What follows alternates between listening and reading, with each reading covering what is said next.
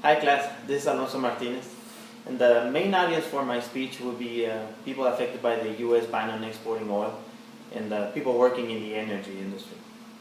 So here we go. In recent months, there has been a big national debate on whether the ban on exporting American oil should be lifted or not. Proponents on both sides of the topic have presented really good arguments about the validity of the ban in present-day America and whether it should remain in place or it should be lifted. In the next few minutes, I'm going to present arguments as to how removing the ban on exporting oil, can actually benefit the U.S. economy and its national security. The ban was established in 1975 because of turmoil in the Middle East. Since the creation of the State of Israel in 1948, the United States government has provided military and political backup to Israel. In 1973, Syria and Egypt attacked Israel in what later on became to be known as the Yom Kippur War. Needless to say, the U.S. sided with the Israeli side of the conflict. This enraged several Arab nations, and although they could not take any type of military action against it, they could retaliate economically. A few days into the conflict, they established an oil embargo affecting Japan, Canada, the Netherlands, the United Kingdom, and above all the United States. This, coupled with a steep decline in U.S. oil production, created an atmosphere of uncertainty and national security threat in the U.S. government. We have to remember that in the 1970s, the U.S. was still engaged in the Cold War with the Soviet Union. So the ban was established mostly because of national security reasons. Now let's fast forward 40 years later. The Cold War is over. The Soviet Union does not exist anymore. And the U.S. is actually going through an explosion in U.S. oil production. This has actually been created because of the use of directional drilling and hydraulic fracturing. Now, the ban on exporting American oil, what it actually encompasses is that it prohibits any type of American producers from selling U.S. crude outside of the country. It does not make any stipulations about the refined products that come out of it. So what this says is that U.S. oil cannot be sold outside of the United States, but refined products such as diesel, gasoline, and jet fuel can be sold outside of the United States. What this has created is a surplus within the United States of American-produced oil.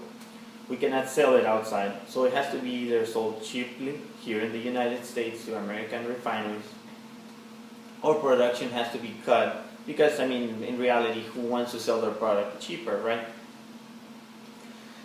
If we actually lift the ban, we could boost the oil industry in the United States, because this surplus of oil could actually be sold outside of the United States. What it would bring with it would be the creation of jobs in American oil regions, such as North Dakota and Texas.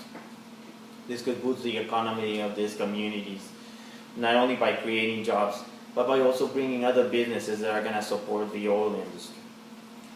The biggest counter-argument right now facing the lifting of the ban is if the United States has become such a large producer of oil, why is it that we're still importing foreign oil?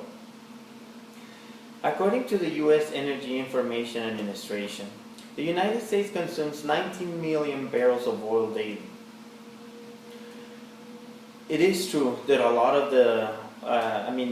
large amounts of oil are still being imported into the United States, but it's not only because of U.S. oil production. We have to remember that the United States is not only the world's largest consumer of oil, but it is also the largest, it has the largest refining capacity in the planet. The refineries have to be working 24/7, 365 days a year. The cost of running this refinery is pretty astronomical. So you cannot just have one day that you are not producing anything. Now we have to remember that the ban on oil does not say anything about exporting refined products. So let's say that a refinery has a capacity to refine more products than what is being supplied by the United States. So we could actually bring foreign oil to be refined and then sold outside of the United States. Last year in 2014, 7.3 million barrels of oil were imported into the U.S. But 3.8 million barrels of refined products were sold. So what this is saying is that oil being produced in other countries can actually come to the United States, be refined because the original countries cannot refine it, and then we can sell it as a product, since the ban is not affecting it.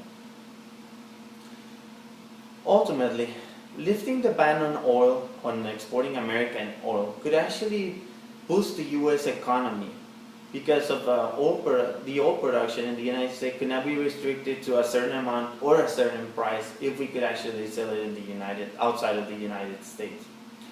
Importing foreign oil is still going to be part of the American energy industry because of our large refining capacity.